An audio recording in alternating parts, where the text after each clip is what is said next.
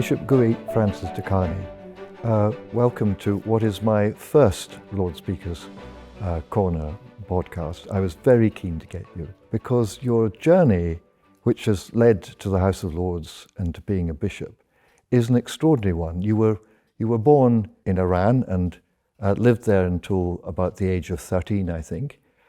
Tell me about your childhood experiences there and the experience of your father as someone who had converted from being a Muslim to being an Anglican and a senior person in that country. Yes, well, first of all, thank you so much for inviting me. It's a real pleasure to be able to have this conversation with you, and I'm really honoured to be your first guest. So yes, I was born and grew up in Iran. My father was from a small village called Taft in the centre of the country, and he, very early on in his life, had the opportunity to be educated by the missionaries, the British missionaries, who were then quite active in Iran, in a town about 200 miles away in Isfahan. There are complicated reasons as to why his father allowed him to go for that kind of education. His mother had been influenced by the Christians, by the missionaries, and had trained as a nurse in a small hospital, and had in fact become a Christian herself. But she then died when my father was very young, and it had been her dying wish that he would be educated by the missionaries. And his father, who was a really devout, spiritual Muslim man, found it very, very difficult to allow his eldest son to go and to have this experience. But he did extraordinarily allow his second son, who was my father. So a pattern began where during term time he would travel the distance and stay in Isfahan and go to school there and live there. And obviously be influenced by the work of the missionaries and the education he was receiving. And then in the holiday times, he would go back to this small village and the influence of his Muslim environment and Muslim family. And eventually, at the age of 18, he chose to be baptized.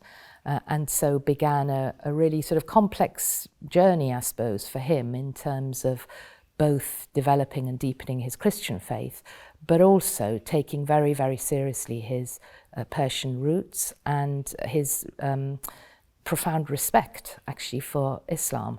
And so he spent a lifetime really trying to bring those two things together and find a sense of wholeness and belonging in the midst of it all. So I grew up then, by the time I was born, he had been ordained and was bishop of the very small Anglican church in Iran. He'd married my mother, who was herself the daughter of British missionaries and indeed the granddaughter of British missionaries, but she had been born in Iran, she was raised there, she'd lived most of her life there. This is all pre-revolution? All pre-revolution, yeah. All long before. So I was born in the late 60s. But at that stage, there was relative stability in the country because of the strength of central government. And the church was sort of in the process of undergoing a period of coming into its own, if I can put it like that. So the influence of the missionaries was slightly weakening in terms of leadership of the church, and there was more emphasis on enabling indigenous local Christians. By then there was, second generation Christians in place.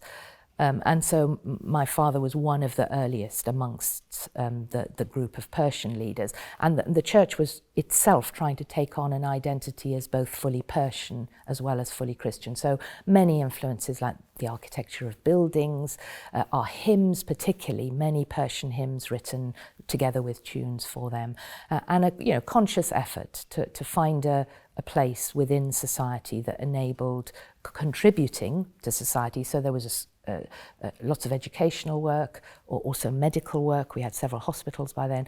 So it was small, but it was thriving, and it was an unusual, now that I look back on it, it was a very unusual childhood, but for me it was very happy and secure. And we did have this sense of being slight outsiders. We were regarded as those who'd sort of betrayed our national identity to an extent by sort of buying into this foreign religion, as it were. But we had good relationships with our neighbours. For the most part, there were moments of tension. And then the revolution came in And then the revolution 1979. came, yeah. And I think your father was supportive of the revolution, and the Shah went, and then everything changed. That's right. So my father was, in principle, you know, the Shah had become, the regime had become corrupt and absolutely needed changing. But my father was very much in favour and voted for the Islamic Republic. But I always remember him telling me that, I mean, it would have been totally pointless, but he was a man of integrity, and on his voting slip, he had ticked yes, but he wrote on it, as long as you keep to your promises of you know, freedom and respect for people in the country. So it was on that basis that he was supportive, and of course that didn't prove to be the case, and very quickly our lives began to change over the course of a period of about 18 months, both in terms of the chaos of revolution in a country. So schools, for example, were closed for many months, and there was just chaos in the country. And over the course of those 18 months, I suppose the first indication for us as a church community was that one of the clergy in the town of Shiraz, further south in the country, was found murdered in his study by two men that he had known who had been visiting him as sort of so-called people who were interested in finding out more about Christianity. And then over the course of the ensuing year or so, you know, institutions were either closed down or taken over. Offices were ransacked. The bishop's house where we lived was ransacked. My father was briefly imprisoned for a while, and then eventually there was an attempt on his life in the early hours of the morning in late October 1979. Two gunmen broke into the house, sort of clambered over the walls, found their way to my parents' bedroom. They were asleep in bed, and they called him by his name and then fired 5 bullets. And extraordinarily, they were probably closer than I am to you now. They missed. My mother was shot. My mother threw herself over him in an effort. She used to say she thought they'd come to take him away again to prison, and it was just instinctive to protect him. So she was injured, but he survived, and they left the country because he had many responsibilities abroad at the time. He was presiding bishop of the province of Jerusalem in the Middle East as well, so he travelled a great deal. But that attempt on his life, where they fired these bullets, you still have the pillowcase with the holes. Yes. That the bullets made. Yes, it's an extraordinary thing, really. I think, I don't know exactly why my mother brought it, because when we left Iran, we left really quite suddenly and without many belongings, but she did bring this pillowcase with her, and I've sort of inherited it now. I think it is an extraordinary thing to look at, because you can see what looks like a halo of bullet holes. You can see where his head would have been, and the bullet holes sort of go round. And they often used to say that if my mother hadn't been injured and if there wasn't this pillowcase of proof, people just wouldn't have believed them. So I don't know whether it was for her something concrete that this had really happened. And, you know, some people may think it's a bit macabre, but yeah, I keep it. It's actually framed. It's a full normal pillowcase size. It's framed. It's not hung up on a wall, but I have it sort of up against the wall in my office, and I use it from time to time in talks that I give, and it often fascinates people. So yes, I still have that. So the attempt on his life forced the family into exile. I think you went to Cyprus. Is that right? Well, it's quite complicated because he left for meetings. And while he was out, the situation got a lot worse in Iran. The American hostages were taken, and any semblance of law and order collapsed. So he was advised at that point, don't come back, both by colleagues and friends inside and outside. Nobody thought the situation was going to last, and it was a very dangerous time. People were just being daily arrested and executed. So he was advised, we'd rather have you alive outside providing leadership. Don't come back just yet. So my mother came back without him. We had Christmas there, quite a small, vulnerable community by then, feeling very exposed. How did you feel as a child? Were you conscious of? Yeah, I mean, Yes, of course. I mean, schools were closed, for example, for 3 months. So something around that, 3 or 4 months. So our lives were very disrupted. But I don't know, somehow life also carried on. I do remember the feeling of being very vulnerable and exposed. You know, 1 week the missionaries were still all there, and then I can't remember exactly when it was, but they were all foreigners were pulled out of the country. So the following week they just weren't, and we were left a very, very exposed, vulnerable small community, very uncertain about what the future held. But somehow life carried on, and you know, it was not until the May, so it'd been a good 5-6 months, that I think my parents were beginning to think, well, we can't go on living like this. What's going to happen?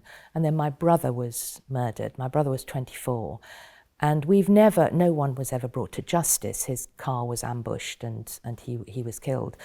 We've always understood, by piecing various bits together, that he was a scapegoat for our father, that really they had no interest in him.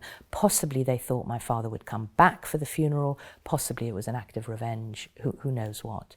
But at that point, the rest of us left to be with my father after we'd buried my brother, assuming we'd be back home within a few months. But of course the situation never changed. And eventually we settled and began to make a life here. My father carried on as bishop in Iran for about 10 years until his retirement, but obviously in exile, and did his best to stay in contact with people there, offer leadership, but also developed a ministry of writing. He was always a writer and a poet, and he translated and wrote a great number of books in Persian. Christian literature for Persians became his kind of form of ministry. Quite a burden for him to carry. He must have felt that they were after him, and that his son had lost his life as a result. So not only did he lose a son, but he would also have that feeling, or was he able to reconcile that? Well, I think a bit of both. I think he very quickly realised that he was going to have to start practicing what he'd preached for many years about reconciliation, about forgiveness, about you know, all those things that trip off the tongue quite easily, but when you have to live them are a different matter. And have you found that? Well, I think I, without realising it in a way, observed how my parents adjusted and how they chose to lean in to looking for blessings rather than allowing themselves to become bitter. And I absorbed a lot of that. And they were extraordinary. You know, the pain never left. And yes, he will have always had feelings of, if I'd gone back, this wouldn't have happened. But they never they never allowed that to become what identified them. And they chose to start living a new life. And, you know, they talked a great deal about my brother, and they used his life and his story and all the blessings that he'd brought to kind of lean into hopefulness, I suppose. As a Christian person, I understand about forgiveness, but I always think it has to go alongside repentance. And there was no repentance. No, well, I think I'd want to say that that's the scandal of Christian forgiveness, that it is actually on offer to anybody and everybody. And my father was often very particular. He would say, just like Jesus did, Father, forgive. You know, it's God's job to forgive.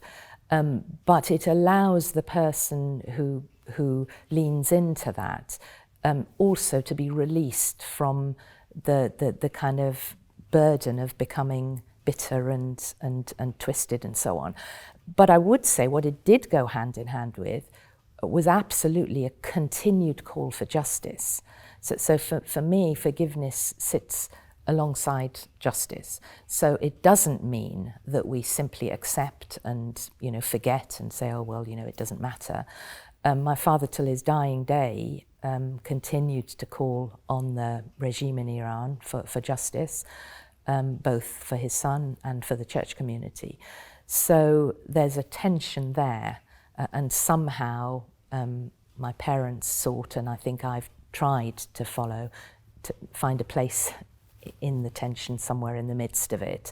I think repentance allows us to fully experience the power of forgiveness, but the offer of it remains, whether there is repentance or not. It clearly had a profound impact on the rest of your life and how you went forward, but you arrived in the UK as a refugee with a single suitcase. So what happened next? So, as I said, we expected it to only be for a matter of weeks or perhaps months, a year at the most. So it's the reality of the fact that we were going to be here long term unfolded over some time. It wasn't an immediate realization. We did have some family here. My grandmother was still alive then, and we spent the first few weeks with her. We were then very, very fortunate. I often describe our landing here compared to how many arrive now as asylum seekers and refugees. I often describe it as quite a soft landing, notwithstanding the traumas that we'd been through. We had some family here. We experienced a great deal of generosity from people. The first year, we were offered a vacant flat in Ridley Hall, which is a theological college in Cambridge, where my father had come and done 2 years of study many, many years before. So they gave us a base from which to begin to rebuild. And as I say, it was a painful time, but it was also a time that was full of blessings and new friendships and a great deal of generosity. And I found, obviously, I had to adjust to school here, school in English. My education had been, I was bilingual, but my education had been entirely in Persian. So adjusting to a new school environment. But again, desperately missing my friends and adjusting to what was really a bit of a culture shock. But I also suddenly had extraordinary opportunities that I'd never had before in music and in drama and in sport. To be honest with you, I wasn't so academically interested at that stage. I mean, I got through, but it was all these extra opportunities that I kind of soaked up, really. As I say, a lot of kindness shown to us along the way. And so you developed a career. You went to work for the BBC. I did. I went to university and then went to work for the BBC for a few years. Very happy time in my life. And then eventually I got married to a man from Northern Ireland.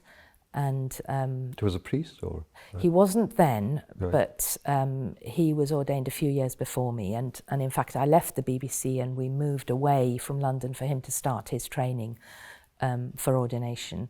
And I began some further studies. I did an MA and then a PhD, and then I was ordained, and so began my kind of life more as part of the Church of England. For many, many years, I worked either part-time or, in fact, took quite a few years out while my children were small, and then eventually came back part-time again when the children were a little bit older. So, yes, that's sort of been my life. But adjusting to the Church of England itself was interesting, very, very different to the church that I grew up in Iran, just a different culture, I suppose. But I've found a home here. And I read your sermon that you gave at Easter. Oh yes. So you have a profound faith and belief, which you see in everyday life. You have a broader view of the church and its role in the community. Yes, I think Jesus said, "Be salt and light," and salt is grains of salt are tiny. I recognise that the Church of England has lost a lot of its sort of previous power and influence. I don't necessarily think that that's a bad thing. I think we can, in small but very significant ways, still play a really important part in improving the lives of the communities that we're part of, and that's what makes us so unique. the institution that is in every part of this country, been there for centuries, committed to staying there. And although the headlines are often quite negative, actually at the grassroots, our parishes, our clergy, our lay leaders and congregations are still deeply connected with what's going on in their communities, and seeking to be salt and light, seeking to both provide people with the space to come and explore faith and spirituality and find meaning and purpose, but also find ways of contributing in real ways to the physical needs of the people that they're seeking to serve. Now, I have to ask you about the current circumstance in Iran, and I saw you were quoted somewhere as saying people shouldn't sit in their armchairs and assume that it's just possible for them to rise up against the current regime, and that is a naive view. Where is this going to end?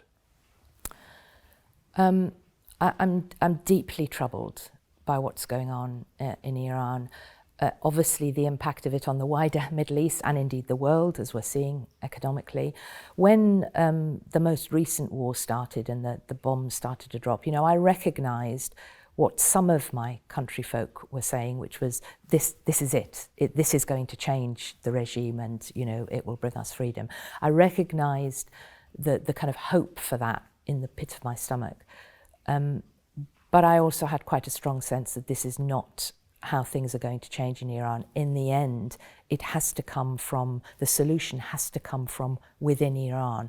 I don't know how, and I don't know when, because the hold of this regime is no longer a moral hold. It is purely a brutal, physical, very, very violent hold. And so now we are seeing them double down on those brave, courageous people who came out onto the streets back in December and January, and again when President Trump encouraged them to do so with the most recent war, come out, help is coming, come out onto the streets. Those very people now are in prison cells, and I heard just yesterday on Radio 4 an account, a horrific account of some of the young people who've just recently been executed. Every day there are executions taking place of people in their 20s, 30s, young people who should be the hope of the country. I don't know where this ends. It is horrific. But my sense is that President Trump unleashed something without fully understanding the consequences, imagining that it was going to be a quick fix, underestimating, actually, the Iranian regime and the Iranian people. I wish I could tell you that, this will find a good resolution sometime soon. It will end. I absolutely believe that this regime is in its death throes. But death throes can last for quite a long time, and people can thrash around, and, the violence might well yet increase. But of course, they're partly as brutal as they are because they are fighting to survive. And what we need is an effective resistance movement around which people can coalesce, which will eventually bring freedom. But, I don't think democracy, the kind of freedom we might imagine, it's not born overnight. It has to be instilled. A nation has to learn to be a democracy. And Iran is far from that. Iran has always had strong leaders. It's needed strong leaders, and then too often those strong leaders become corrupt. So I continue to hope and pray every day, both for the tiny church there, the Christian community, the Anglican community, and others, but also for the future of the country, which, at the minute, what was one of the greatest civilizations of the world, is now a cause of great shame and embarrassment to many Iranians. And the people, the ordinary people, are caught between the uncertainty and fear of when the next bomb is going to drop and a very brutal regime. It's a horrific scenario, and it's heartbreaking. And I just wonder to what extent you think that people are ignorant of the issues in the Middle East, and what do you think the lessons that need to be learned are? I do think there is a history of the West, including this country and America, interfering in Middle Eastern politics, and that's had a significant impact over a period of time. So, speaking for Iran, there is a sense in which there's almost like a love-hate relationship. There's a sense in which the West has done us harm. It has taken what it can from us without any concern for our well-being. But at the same time, a sense that the West is all-powerful, and if it chose to, it could change our destination. So that creates a certain psychology in Iranian people that both puts their hope in America or Britain to come and sort of rescue us and save us, but at the same time resents the extent of involvement historically. I mean, particularly in Iran in the 1950s around the oil crisis, and Mossadegh, who was the kind of hope of a new republic in Iran, was taken down by the British with support from the Americans. So there's something deep in the psyche. And I think from the American perspective, certainly, and perhaps also Western generally, it's very easy to just look and see a group of turbaned men and just think, oh, they're backwards, they're uncivilized, they don't understand. And truly, they are underestimating. Iran often knows very well what it's doing. They're very strategic, but it's a different kind of thinking, you have to get into that psyche and be willing to respect it, actually, and understand it if you're going to mess with it. And even the hierarchy in Iran, the way the leadership is, it's much less a straightforward pyramid and much more like a spider's web in which the way in which power operates. So it's complex, it's easy to underestimate. And I do think at the minute, we can see the results of President Trump's underestimation and now this sort of deadlock over the Hormuz Strait. I've been encouraged in recent years that politicians have been more open about their own faith, their own religious faith. But that the Archbishop of Canterbury has spoken out about the way in which that has been corrupted by people using religion as a campaigning tool whilst espousing principles that are contradicted by that religious faith. What do you think about that? Yes, I'm very supportive of what she said, and I completely agree with her. I think it's one thing to use words from the Bible or Christian words or indeed symbols, to carry a cross or whatever it is. Those things are only enlivened and become real when they are also supported by the actions that flow from the heart of those symbols.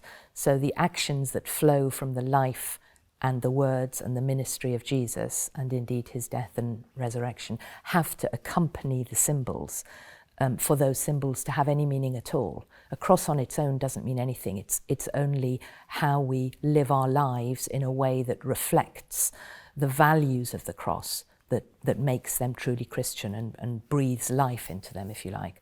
So there is, I think, in some places a mismatch between the actions and the words.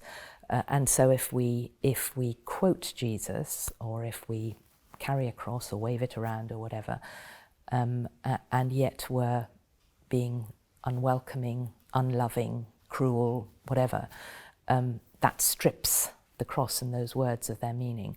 And I think as the church we could yet become more confident in expressing that.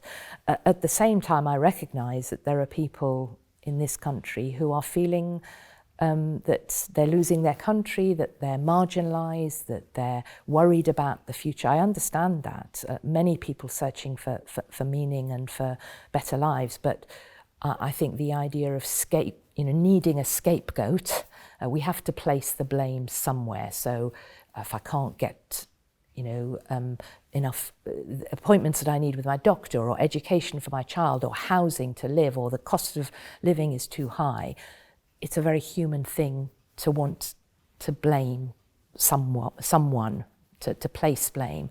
And I think at the minute, the rhetoric around asylum seekers and so on is a convenient scapegoat, and we have to be very wary of that, because ultimately very little separates us from those who experience the kind of desperation that leads to the need to seek asylum. And ultimately also, we want cohesive communities here, and therefore how we offer welcome and how we enable people to begin to contribute is also important for the host community, because it creates more cohesive, better communities. Of course we need rules and regulations, and we need processes around asylum and so on, but they need to be humane and treat people with dignity, and the language that we use is so very, very important. There is just a sense in which the negative rhetoric is hugely damaging. And I hear so often people talk in the general term about, anti-immigration, but as soon as they meet individuals and they get to hear their stories and recognise that they're human beings just like you and me, that's different. This person is an exception. So more encounters across the things that divide us in society enable us to see the humanity in one another.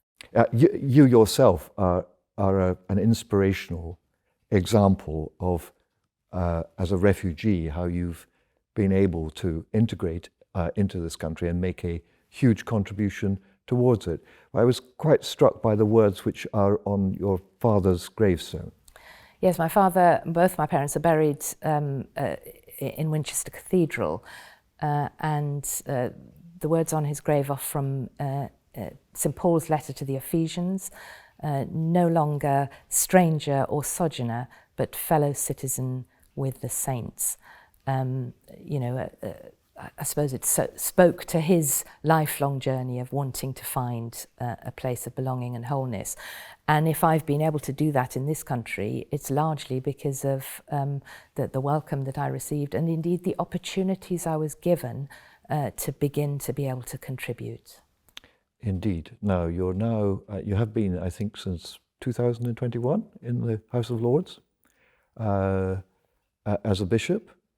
And as part of the bishops' group, with the expulsion of the hereditaries, you're the only part of the House of Lords that doesn't owe its position, like me and everyone else, to political patronage. So you've got an important role to play.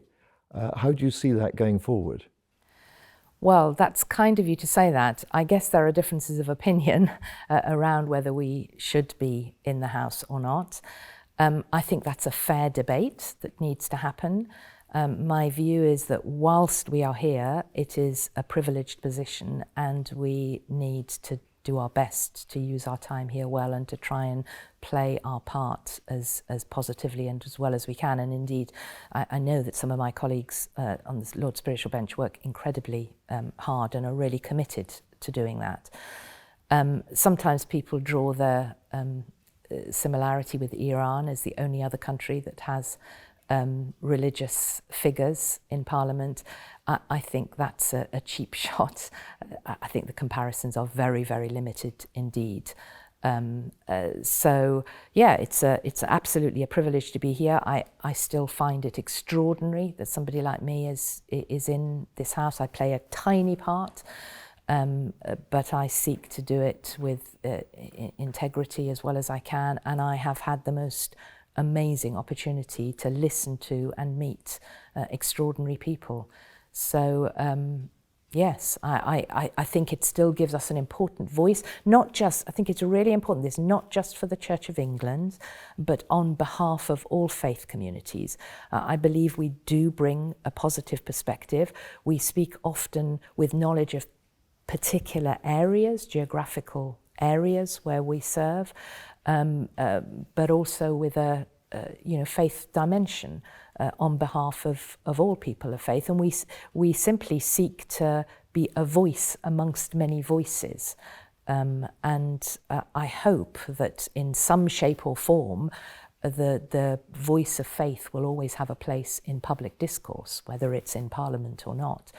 And I think there are signs, I hope there are early indicators and signs that the demise of the place of faith has been overly exaggerated, and there is perhaps a growing acknowledgement of its place in society, and of people who are increasingly in the world we live in finding it complex to navigate the extraordinary challenges that we're part of, beginning to look towards the church for purpose and meaning and so on. And we need to be ready as the Church of England to play our part in that and enable people to come and ask their questions and explore and find a faith community to be part of, because it's as much about faith as it is about community. And for me, both those things are a really important part of what it is to be church.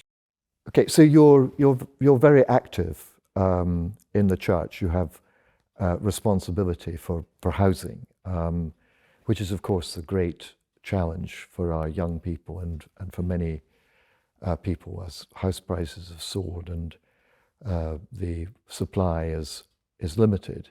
And you've talked about, rather like Prince William has done with the Duchy of Cornwall, talked about actually using the church's assets to create housing opportunities. How's that going?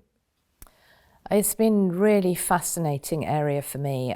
So we have in the Church of England lead bishops on all kinds of different areas, and I was invited to be lead bishop for housing just around the time that I came into the House of Lords and became Bishop of Chelmsford. I knew nothing about housing at that point, really. So I've been surrounded by a lot of people who have taught me a great deal in the whole domain of housing, both in the church and outside. There is undoubtedly a housing crisis in this country, as you've said. Young people increasingly, unless they happen to inherit enough, are finding it difficult to get onto the housing ladder, and there are many, many millions of people living in unsuitable or temporary accommodation. It is really shameful for a country like Britain. And I think that the church has the opportunity to play a part in addressing that crisis. And I think there are some good examples of how we are already doing that. The challenge is that the way that land is held in the Church of England, and I believe that we are the second largest landowner, following the Duchy actually, but it's held in a very dispersed way. So the bulk of it is held by the church commissioners, and then every diocese, of which there are 42, hold a certain amount of glebe land, and then 16,000 parishes. Many of them have plots of land or unused buildings or whatever. And nobody has the power to tell another bit of this disparate organisation what to do or how to use its land. So my role really is in trying to raise awareness and to help people capture something of a vision of how we could be considering how to use our land in a way that provides more housing, particularly for those who need it most. So social housing of sort, affordable and social housing, and in a way that keeps us involved. So the church has been at the heart of communities for centuries and intends to continue being there. So we want to be part of enabling people to live better, not just provide the housing, but to provide a community. You know, the idea about good housing is that it is part of thriving communities. It's not just about a unit that you live in, but it's about how you can thrive in such a way that you can be part of a community to which you contribute to as well. I'd like to spend the whole morning talking to you about some of these issues, but we're running out of time. So finally, can I just ask you about the House of Lords? What has surprised you most about the House of Lords, and what do you think people least understand about it? I've been very struck by how incredibly hard many people work and how committed they are to the causes that they speak to or that they support. The quality of many of the debates is, the ones that I've experienced, is astonishingly high. I've also learnt that there is no space for loose talk. You've got to know what you're talking about, because there are experts of every kind in there, and they will tell you if you've got it wrong. So I have a huge deal of respect really for colleagues here, and continue to feel that I'm learning far more than I'm contributing. Well, thank you very much. It's been a great privilege to talk to you and to hear a little bit about your life story. And if I may say so, your membership of the House of Lords is part of that jewel in the crown which I believe the second chamber represents in our country. So thank you for giving the time to be with me today. Thank you very much indeed. It's been a real pleasure.